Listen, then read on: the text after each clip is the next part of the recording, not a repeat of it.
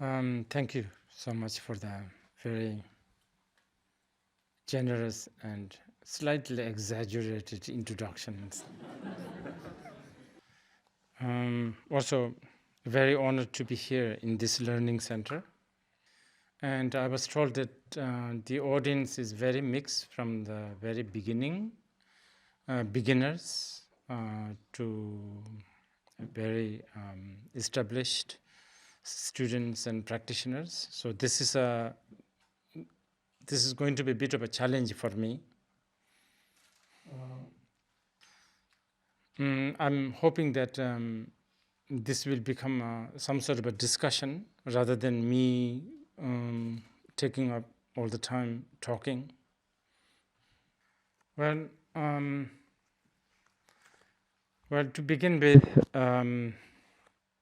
I'd like to talk about terms because that's somewhat important.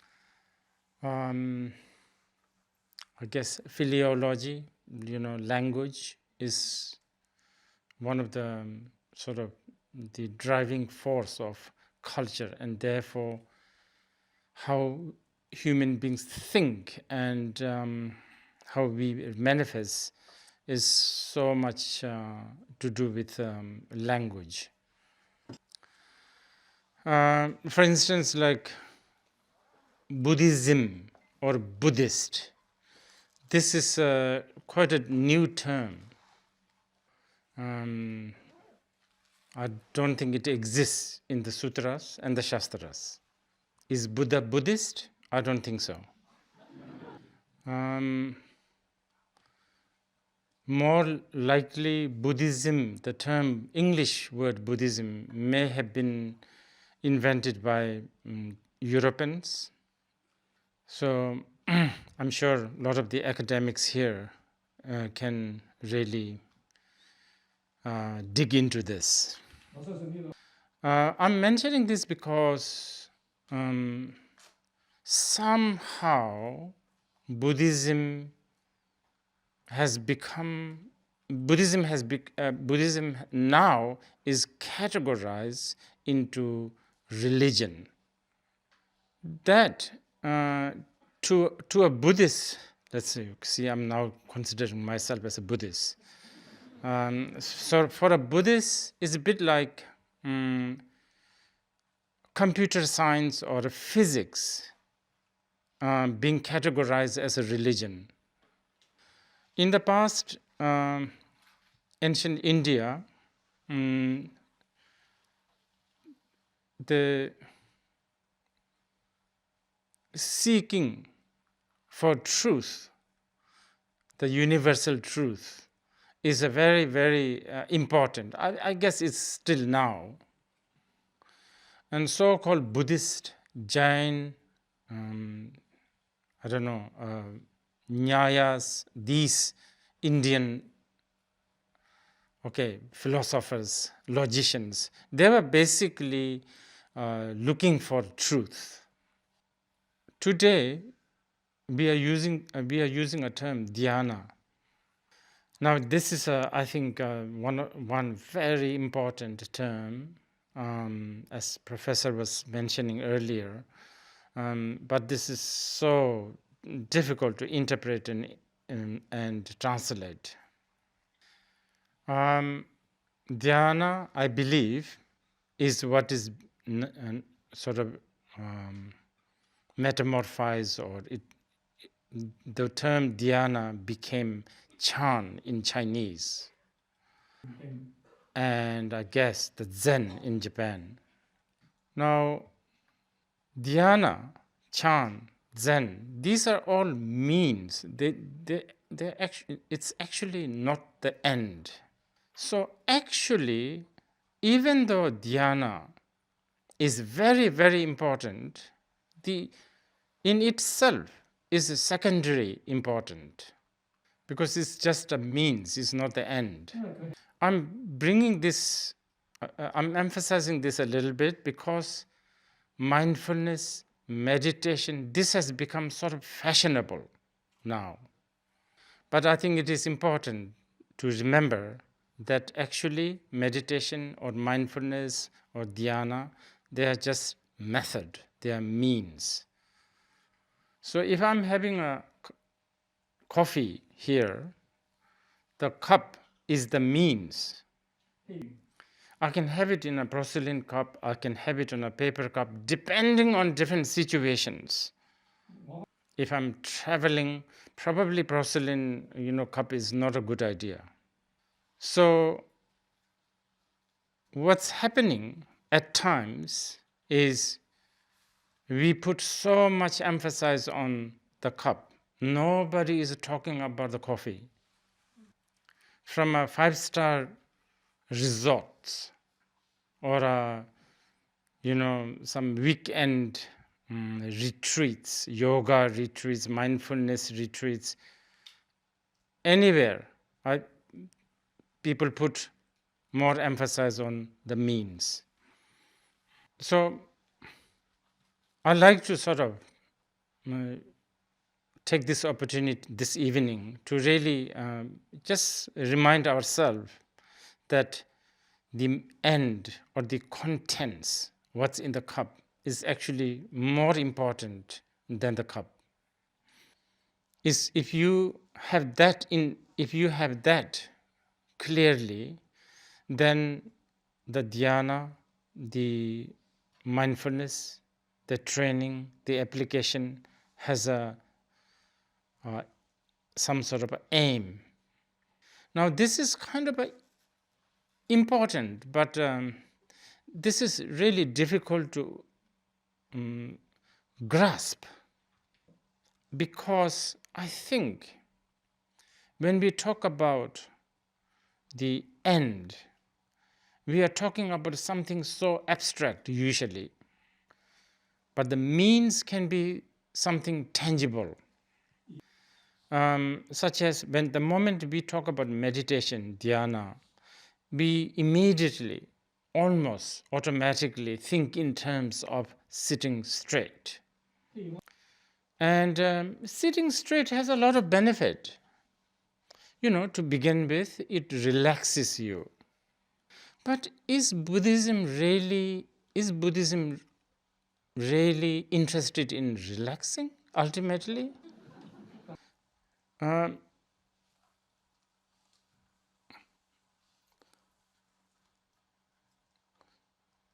Meditation also have this connotation of being peaceful and harmonious and calm and all that. But again, like the relaxation, being calm, peaceful is not really the ultimate goal of Buddha Dharma. Now, don't get me wrong, I'm not saying that being calm, peaceful, unstirred I'm not saying that they are not important. They are very important. If you want to see the clear and pristine water that is filled with mud, like not stirring the water is important initially. But just not stirring and letting it be may help settle all the mud beneath. But mud is always there. Any time it can erupt. This is why the characteristic of dhyana or the contemplation in the Buddha Dharma always have this two aspect, the peace, calming, kind of abiding shamatha, and seeing the insight, the truth, the vipassana.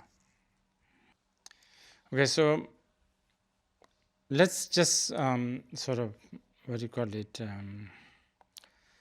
explore this a little bit more, this dhyana in the context of shamatha and the vipassana. And let's try to sort of reflect these based on what's happening within our life currently. in our life, we have so many anxiety, and I'm talking about myself, by the way. And we have such a good reason to be anxious. There's so much things to worry about, and they are all valid, actually. Will our dream come true? Will others like me? Will others like us? Whether people we care be okay? Will we be humiliated? And also, yeah, because we are so exposed, we are just like naked. And many of these reasons are quite serious, and they are kind of unpredictable. This makes it even more, and this makes us even more anxious. And the success and I don't know, good times comes a little bit, but the risk is almost permanently waiting somewhere. And we are living in very crowded places. Our body, I don't know, everything about us is so fragile, like a dewdrop. Now, again, here, as you hear this, then you may think, here we go, the Buddhists, always pessimistic. The Buddhists are these harbinger, the bringer of the bad news to the world. But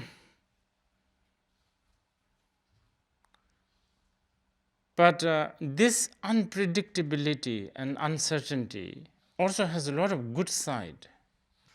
All the reasons to be anxious, we can use almost all the reasons as reasons to be happy and calm and blissful. But knowing the truth is fundamentally important, because this is the only way we can counter our anxiety. For instance, in the modernized world, like today's world, there's so much loneliness, and there's so much alienation, and so much challenges in our world of relationship, and challenges in our with the world of parenting. So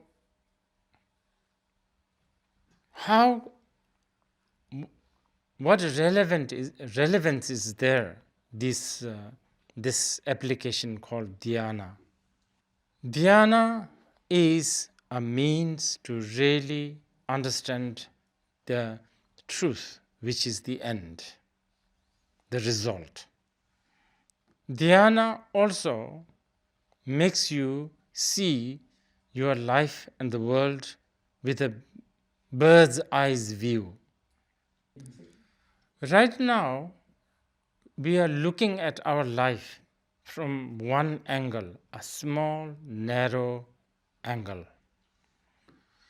We are looking at our relationship, our health, our, I don't know, everything, our well-being from a very, very narrow angle.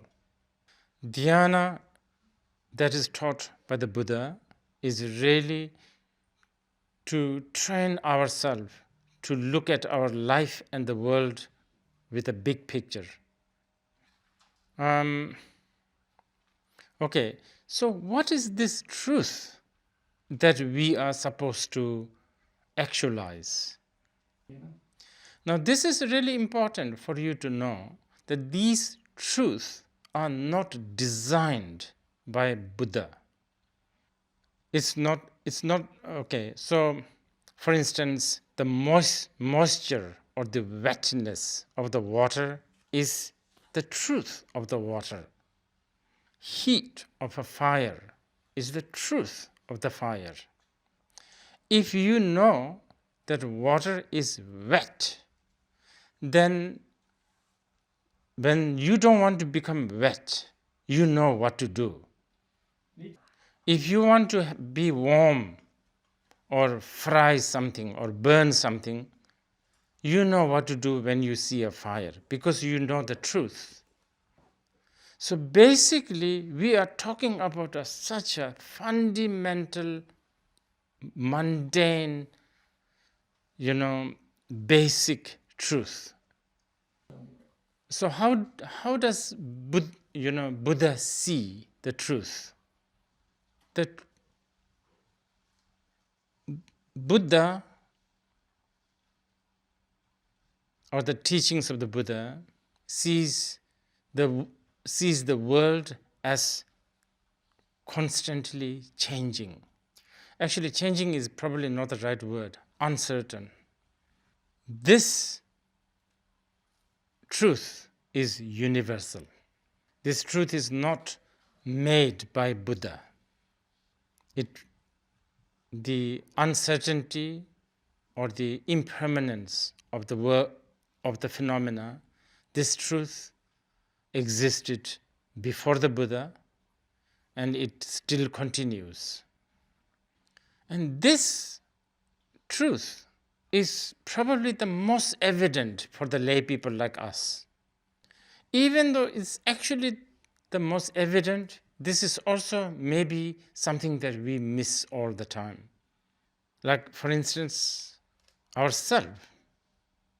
We think we are the same person that existed 20 years ago, completely denying that it has changed all the time.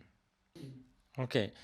This truth, at glance, as I said, probably is the most easy, or I don't know, it should be, logically or kind of obvious. It should be. But for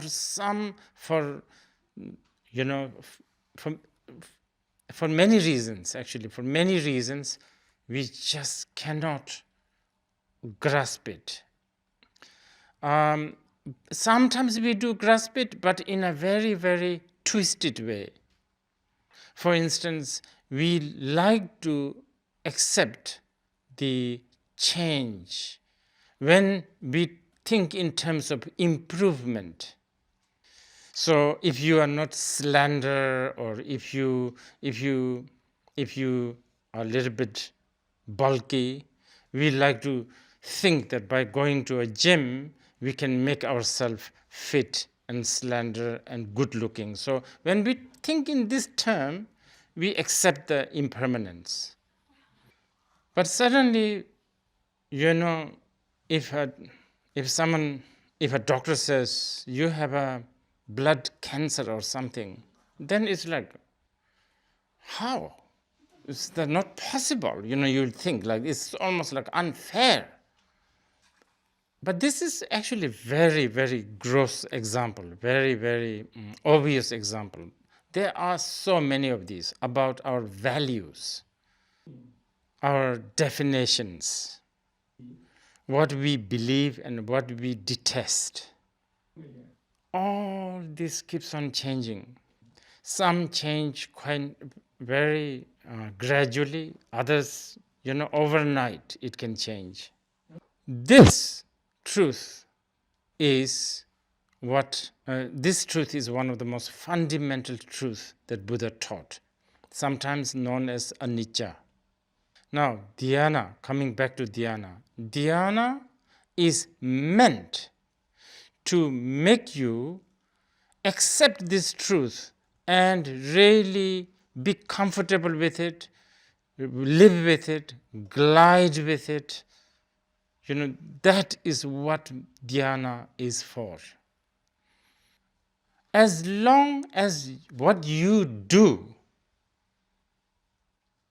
accentuate, brings this awareness of this truth, this is Dhyana. So what I'm saying is, you could go to a temple, sit in front of a Buddha, shrine, and sit straight for an hour and think about impermanence. It could work. You could also go to IFC and the Land Crawford shop. Land Crawford, right? Lane Crawford or something. Lane Crawford, yeah. And look at all those expensive goods and think that I may never use them. I may never have a chance to use them. And this is, if you have that kind of an hour of not just window shopping, even actually shopping, but at the same time, awareness that this, I may never use this. Actually, it's dhyana. Very much. We can call it a shopping dhyana. So this is why lot of the so-called mindfulness meditation that is kind of popular these days, if they are not bringing the awareness of this truth, such as anicca, and if you are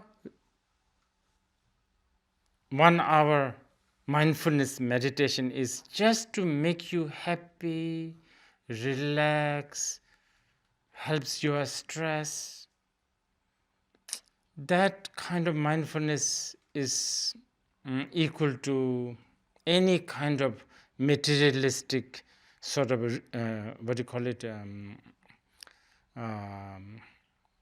recreation, like fun, like you can just go for a shopping, and sometimes shopping does help your depression. Or you can have a pasta, and that also helps your depression. But then problem with these is there's always a post-shopping depression, post-pasta depression.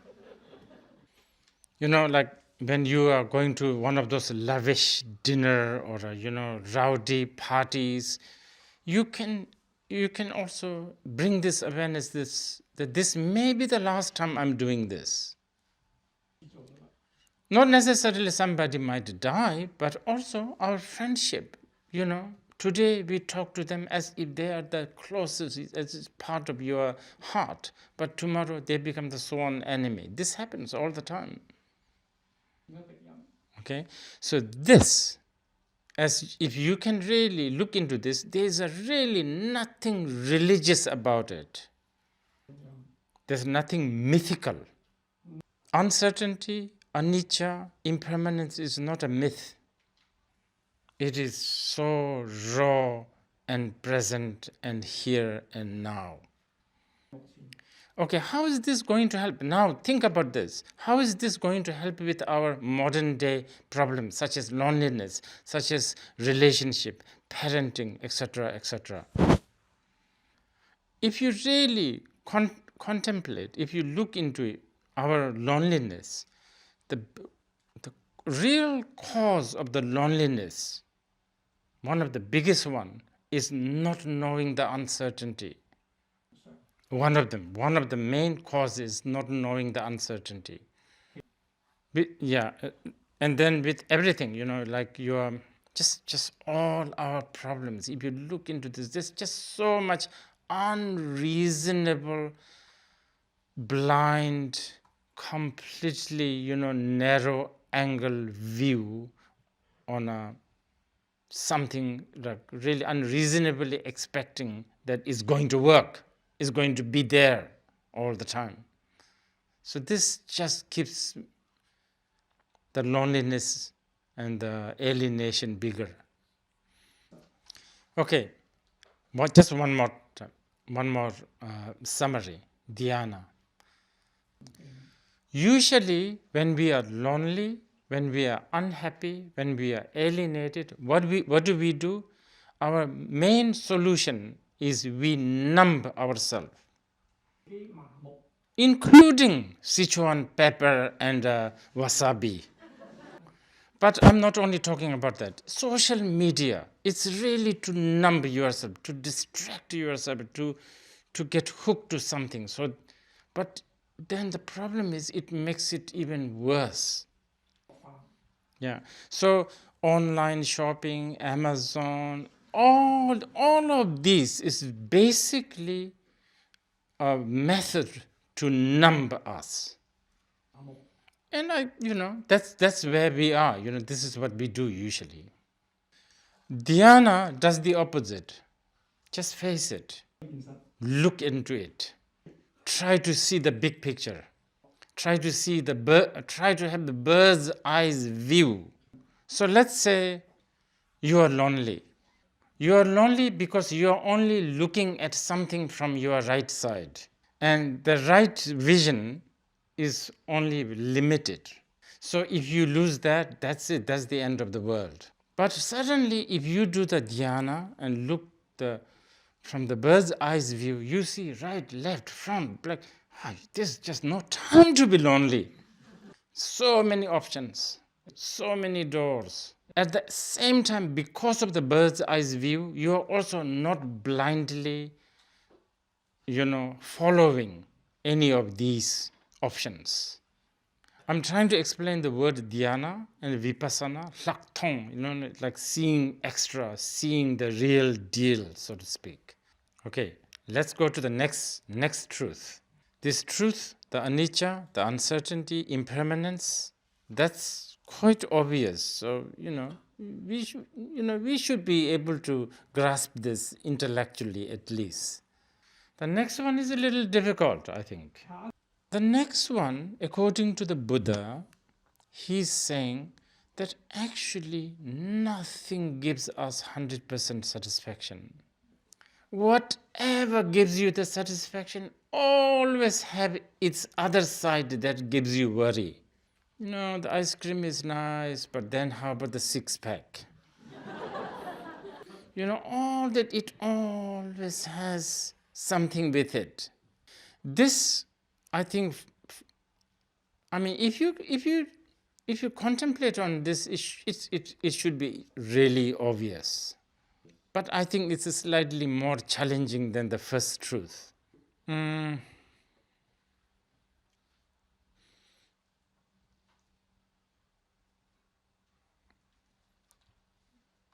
Because then, like you can challenge it, like you can say things like, oh, how about poetry? How about artistic expression? How about creativity? And now, even more challenging is, how about the Buddhist practice? What I'm saying is the Buddha's path, the practice, the path is by nature a flaw. This is what I'm saying. So this is a little difficult to achieve by the Buddhists if you are Buddhist. Basically, what Buddha said is, if you want to be liberated, the last garbage or the trash you have to throw is Buddhism. This is what he's saying. Maitreya Bodhisattva right now, but the Buddha in the future, he said, like the boat, if you take a boat and reach the other shore, you abandon the boat, then hop into the shore. Otherwise, if you are still standing in the boat, you are not on the other shore. Here, I like to just, since many of you are Chinese, I like to just remind you that you should really, because recently I was reading the Table Sutra, or Platform Sutra by Master Hui Ning. That is a priceless text. If you want to know more about this second truth, it is there, very, very well explained. The reason why basically nothing gives us the full satisfaction is there are few reasons why nothing gives us the full satisfaction. One obvious one is the first one, actually, the uncertainty. Because everything is uncertain, things are never going to give you the 100% satisfaction. The other reason, which is actually related to the third truth, but I should tell you now, is nothing is how it appears to be. Because of that, nothing gives us the full satisfaction. Yeah. Again, in our mundane world, we tend to accentuate, exaggerate the partial satisfaction that we have, and we try to sell that and convince ourselves that, it's a good thing to pursue. Now the third truth, and then after that maybe we can begin some discussion. Anyway, the second truth many times is referred as the dukkha in Sanskrit or the Pali. Again, this truth, as you can see, there's nothing mystical, nothing religious, nothing like some sort of a revelation here. Okay? Now the third one, that's probably the most difficult. And the way to explain the third truth also, there is so many different, commentary. Anyway, just simple, for now, a very simple version. I'm sure many of you who are seasoned student and practitioner of Buddha Dharma, you know. But for the benefit of those who are new, and this is a really big one. Basically, what Buddha is saying, that the third truth is that everything or nothing has truly existing self.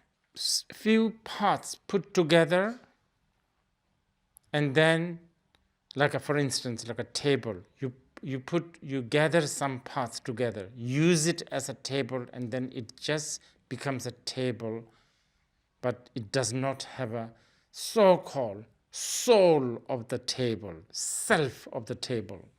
But everything has an order, by the way. Just because it's orderly does not mean that it truly exists. Like even in the dream, there is an order.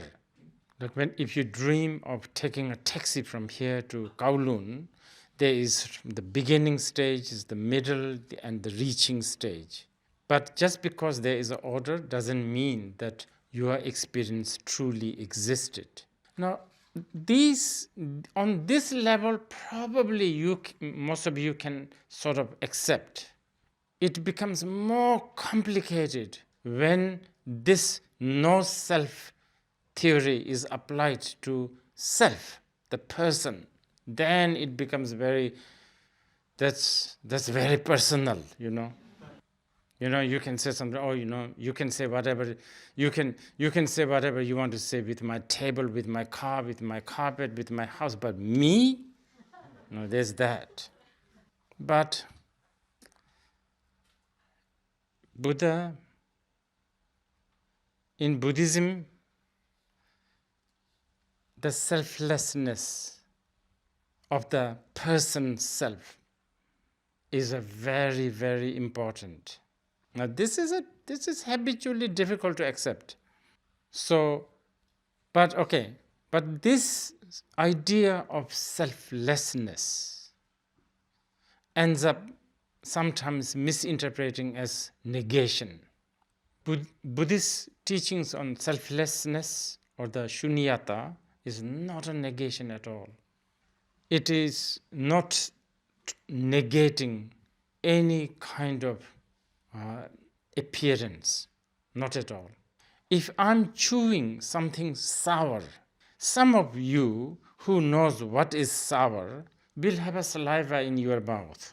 My sour thing that I chew hasn't gone into your mouth, but still, this is how the cause and condition functions. For those who have never experienced sour in their life, no matter how much sour I'm eating, no saliva, nothing. Because habit of sour doesn't exist in his or her system. So anyway, this truth is, often referred as anatta in the Sanskrit language. Okay, so now just to re-summarize again, Dhyana is a method to make you see these three truths, make you maintain seeing this truth, maintaining this recognition of the truth is important, because we have so much things, and especially, as I said earlier, we have habit of numbing ourselves. Okay, now again, like the anicca I talked earlier, how does this dukkha and anatta really relate to the today's world? About loneliness, not just loneliness, about management, about leadership, for instance. I'm only mentioning this because when you go to a bookshop, half the bookshop is about leadership and management.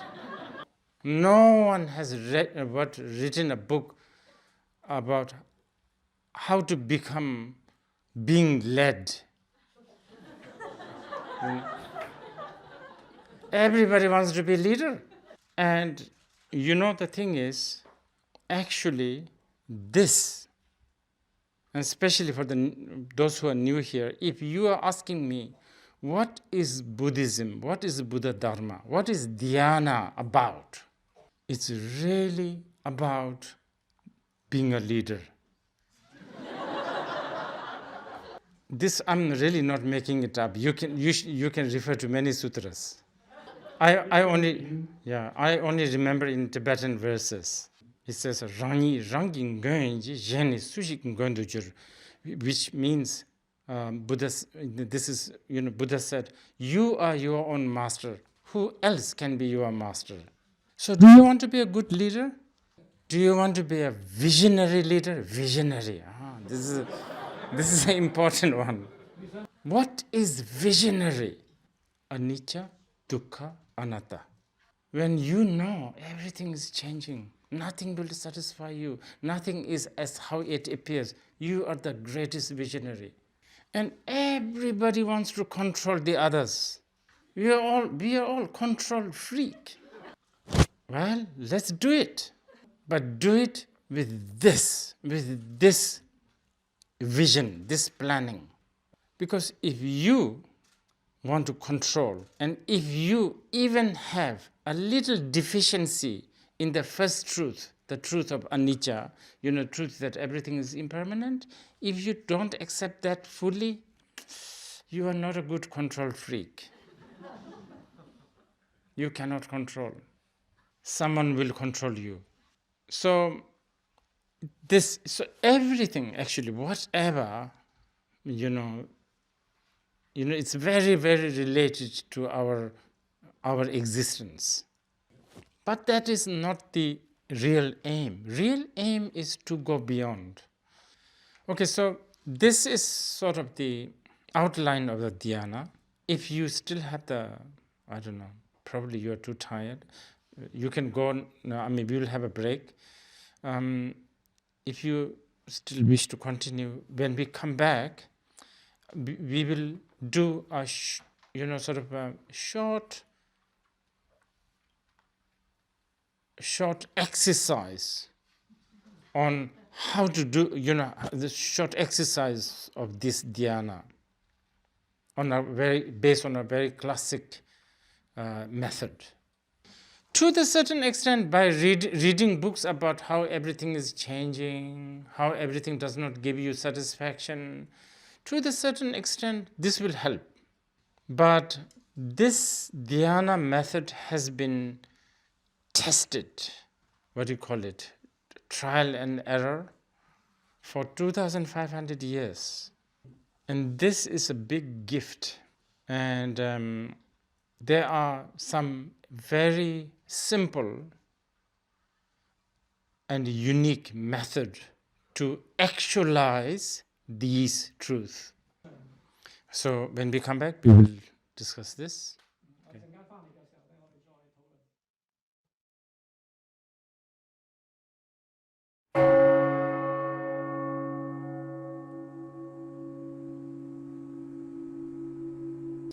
Okay, so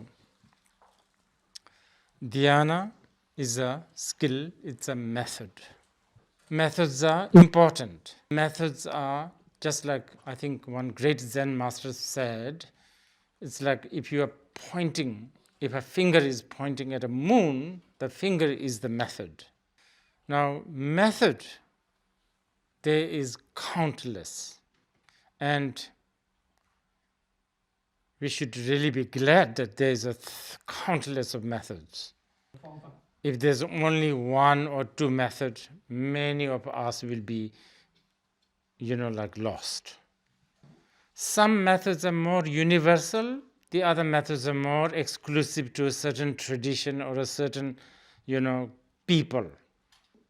And, sometimes we human beings, we are a bit funny, we look at some other people's method and laugh. Remember I said, everybody's only talking about the cup. Nobody talks about the coffee. So for instance, if you go to, let's say, Japanese Zen, let's say Soto Zen or Rinzai Zen, the simplicity seems to be like their method. So it's like empty, just one statue, there's one flower hanging there, that kind of Zen. Now, rush to Kathmandu, Tibetan temple, completely chaotic, like so many. That's what they prefer, so to speak. And there are traditions that really sort of emphasize more on like sitting. But then there are other who emphasize also on chanting.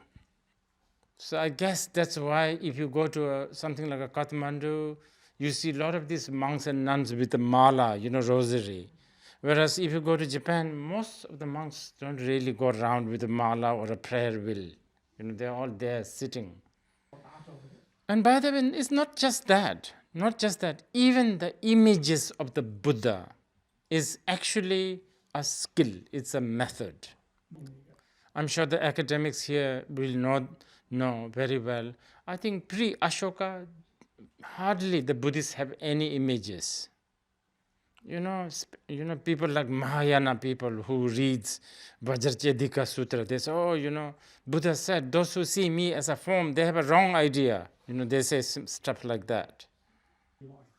But then, different Buddha appearance also. If you go to the Chinese Buddhists are slightly more plummish. And the Indian, I don't know, like a Chola and a Gupta period, the Buddhas have a big shoulder, big chest. And then those Greek, probably they're the most ancient Buddha statue maker. They have like long nose, high nose, Gandhara, right? Gandhara. But these are all methods. Now there's one method that we all kind of, all tradition and everyone sort of revere, and that is sitting straight. I think it makes sense. I mean, you can do thinking about impermanence and everything is, nothing is really going to satisfy you 100%. All of that, you can do that on a hammock with a martini in your hand. You can. It's not like you cannot. But chances of you falling asleep or getting numbed more is high, especially for the beginners. So sitting straight is sort of revered. Not now, but those who wish to explore a little bit on this dhyana, I would recommend this. Okay, so how are we going to do this? There are so many methods, but I'm going to choose as one specific one tonight. So let's talk about me, self, I. When we say I, me, who are you talking about? Well, the Buddhists think generally you are talking about four things. Okay? Form, feeling, mind. Well, the Buddhists use the word dharma, but I'm going to use reference for tonight. So let me explain. So when you say me, when you say me, you are the outermost is the size, the weight, the color, the shape, sort of very vaguely, actually very, very vaguely. You never ever really precisely know your body, even though you think you know. Okay, body. That's a big vessel. Let's say like an egg. This is a big shell. Okay. Now, more important, but much more subtle, is the feeling.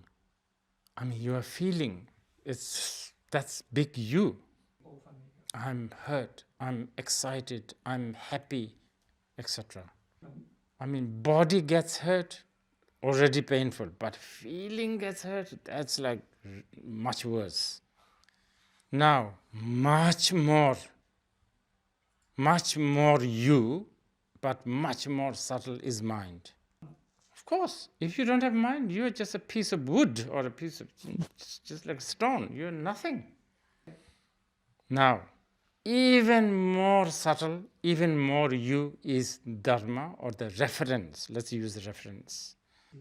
So stuff like, I am man. I am not 16 years old. I don't know, I'm a nurse, I'm a doctor, all these references. This is a really big one.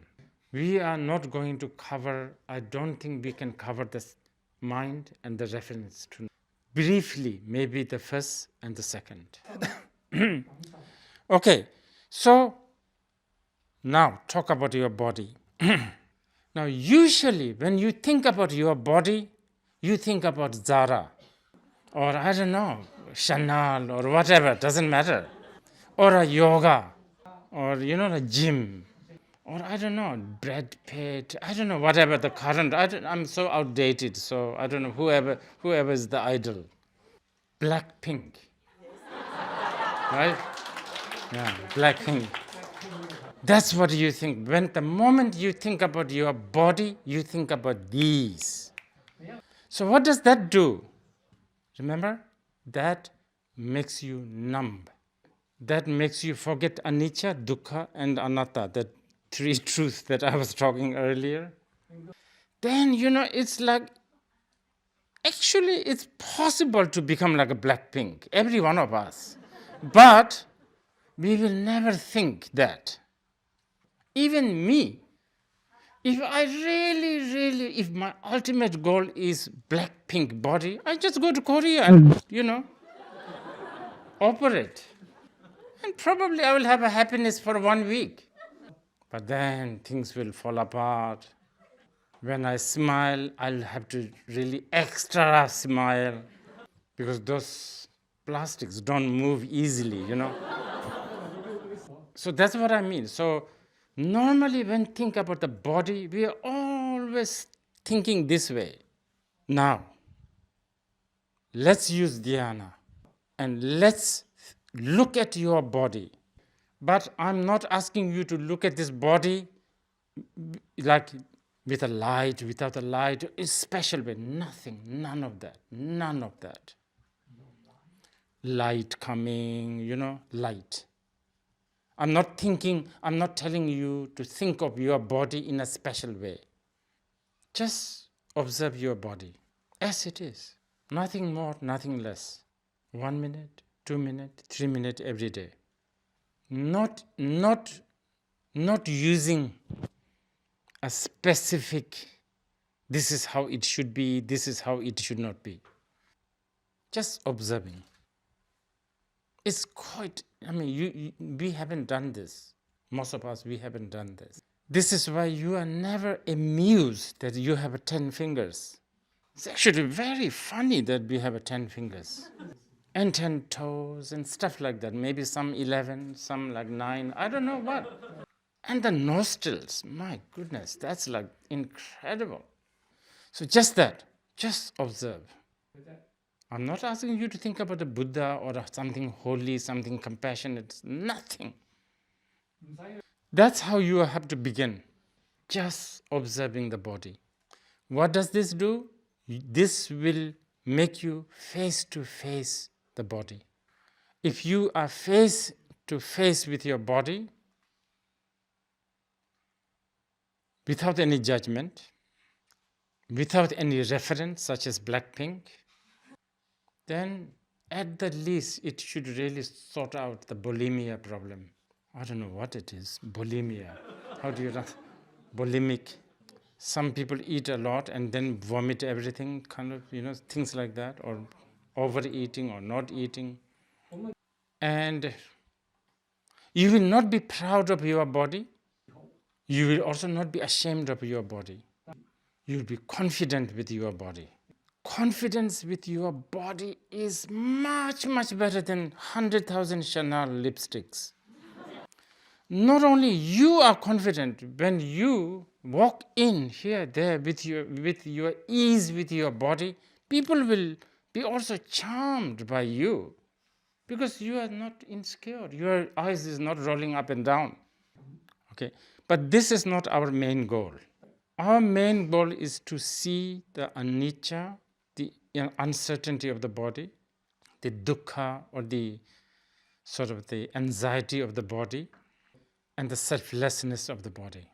And I think those who are seasoned, you are doing a lot of practices and you are doing many other things. But for those who are just newly walked in today, and if you are curious about these, I highly suggest do this. And usually you will also, okay, just observe body, and then what? You might want to ask this. Not then what? Just keep on. Okay, I think quickly, then we do the feeling. And I think for the beginners, you can also start with the feeling or the sensation of the body also. There has to be a sensation right this very moment. Just observing that. And then gradually, when you are depressed or when you are excited, just watching that. When you are depressed, do not look for a solution. Just look at the depression. Observe and observe. If maybe it will take a few months, and if you just keep on being stubborn and observe, your sadness, depression, anxiety, it will unfold to something. Yeah. Usually when we think about a feeling, then we are always thinking about, like a relationship, social media, some sort of a way to numb. But here is the opposite. Sorry, it has been really long-winded. Somehow it ended up becoming quite long. I'm going to, I think, wrap this here. I would suggest if those who wants to do it short. I'm talking about 2-3 minutes. Even if you want to impress your friend doing 1 hour, don't do it. Especially if you're a beginner. But be consistent. The worst is doing some sort of a vipassana for 9 days and then never do it for 2 years. If you do it every day, maybe 2-3 minutes, what will happen is you will then taste the taste of what they call samadhi. And then once you reach that, you will always be looking for this taste. Moment you have a spare time, you will want to taste that. So I think this is very, very, what do you call it? I was trying to make it more practical, the sort of just very brief introduction to Dhyana. But I want to really tell you this. Let's make it a little broader. I will consider those of you here who goes to temple. You do not sit. You do not think about everything what I just said. You offer an incense and think, I like to really actualize Dhyana. This act I will consider as a Dhyana. Okay, so maybe we will have maybe something like 5 questions. And I think I heard there's some questions from outside. Okay. Okay, shall we begin? First question is, nowadays there's many lectures about Buddhism and also the meditation in the market, especially during these 2 years. So for us, especially for the vipashyana students how to make a choice, which lecture, which class should we take, because the time actually is kind of limited. But actually every day we have so many information, also different classes and lectures. So could you give some suggestion?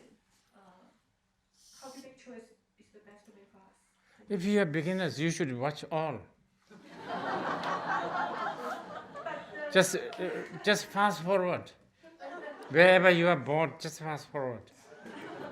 I'm serious. But the time is limited. Well, yes, but I think you'll have to bump into one that you will be hooked. So until then, you should just go through. And then one day, there will be something that will really, karmic link, they call it, that may happen. So even already have guru, so also need to listen to different teachers or gurus. No, you don't have to, but sometimes we do because we like to see what some people are saying. Okay? Yeah. Whoever has the mic, please. Okay, Rinpoche, thanks for your talking.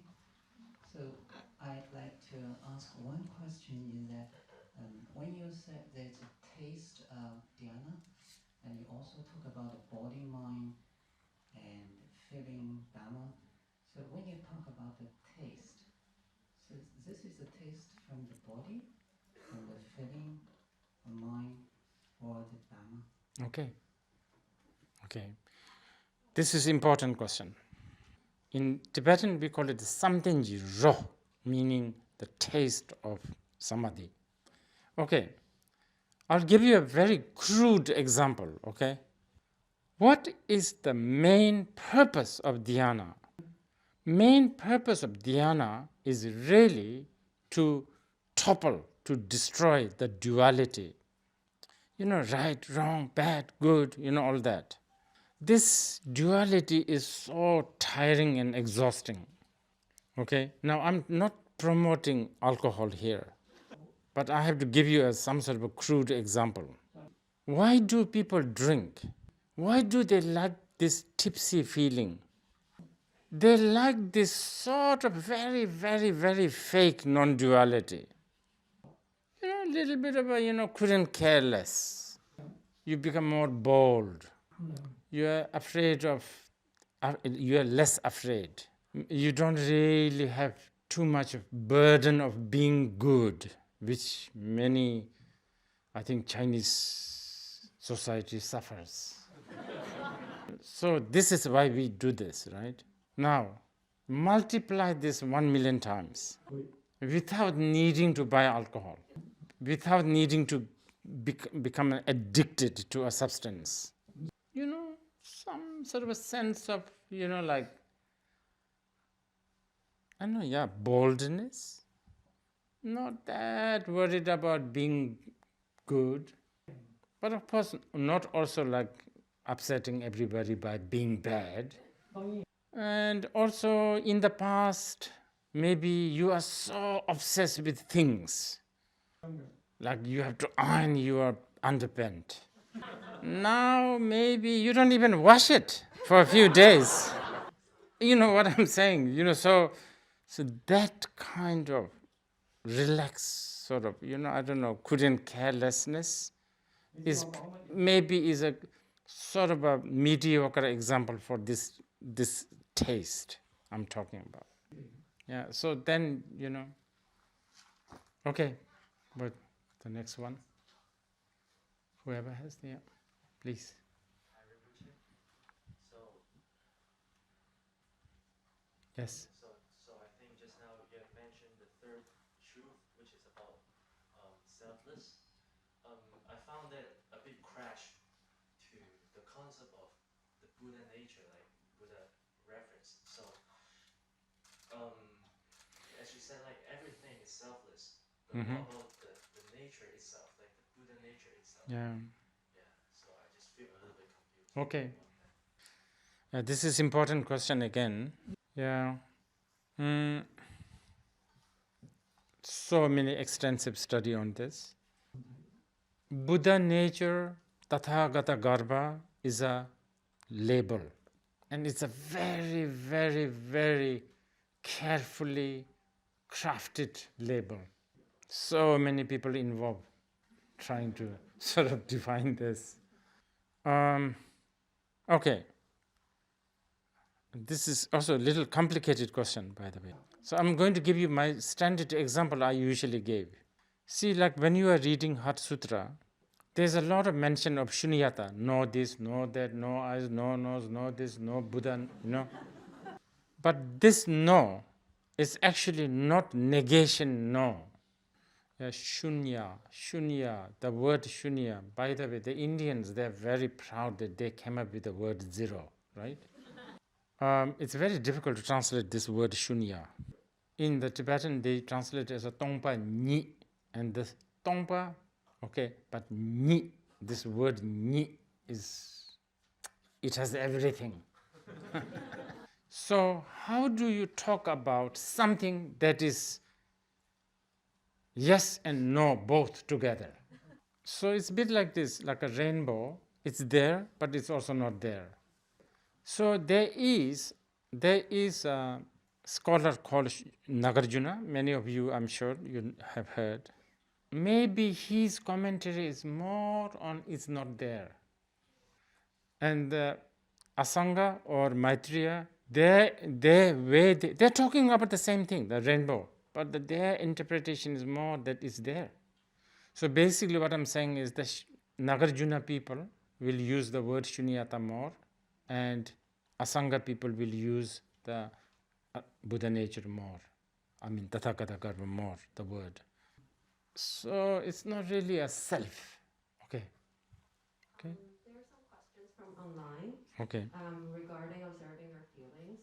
So you said to observe difficult feelings like depression or anxiety rather than trying to find a solution. So how do we keep afloat and separate ourselves from the experience and prevent ourselves from sinking and spiraling out of control? Are our feelings separate from our mind? Yeah, a little bit of patience is required now. I know we live in a culture, we live in a time where there's lots of Panadols, quick fix. I understand that just observing the sort of sadness and probably may like just few days may not do the job, but they should be really persistent.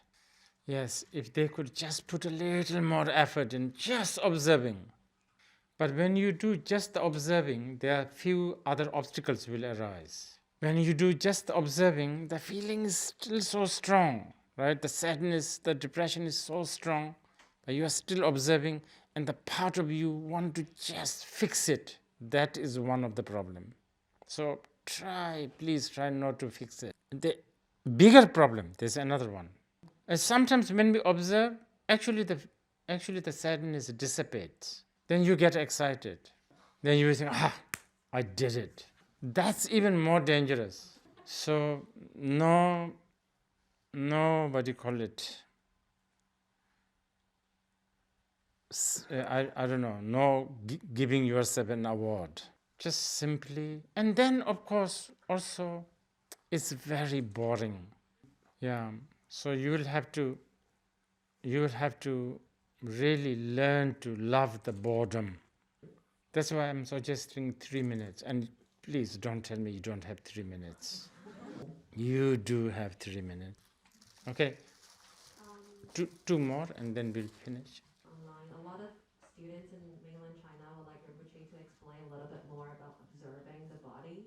Do you mean literally take our clothes off and look at our body? That could help actually. But I think more importantly, just sitting and just acknowledging the body. Okay, whole day today, whole day. How many of you have thought about your body? Tell me. I know you shed many times. I know you drank many times. I know you talked many times. But how many of you have thought about your body? Just for even a minute. That's all we are talking about. Just observing, acknowledging. Okay, one more, and then we will end here. Yes, please.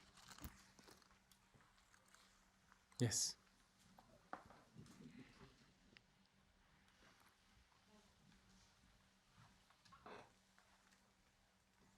Thank you. I have an important question that Okay. that after we know that everything is impermanent, right? Then love is impermanent. So I really want to know, how do you think about love? Does there true love really exist? Thank you. Is there true love exist? Yes. I see. What is true love? This is really important. Really.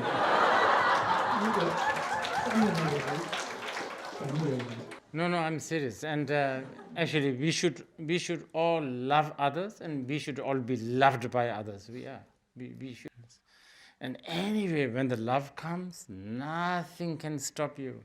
When the karmic wind blows, it doesn't matter. You could be sitting here in Hong Kong, your lover will be in Bolivia or in Peru, something will just happen.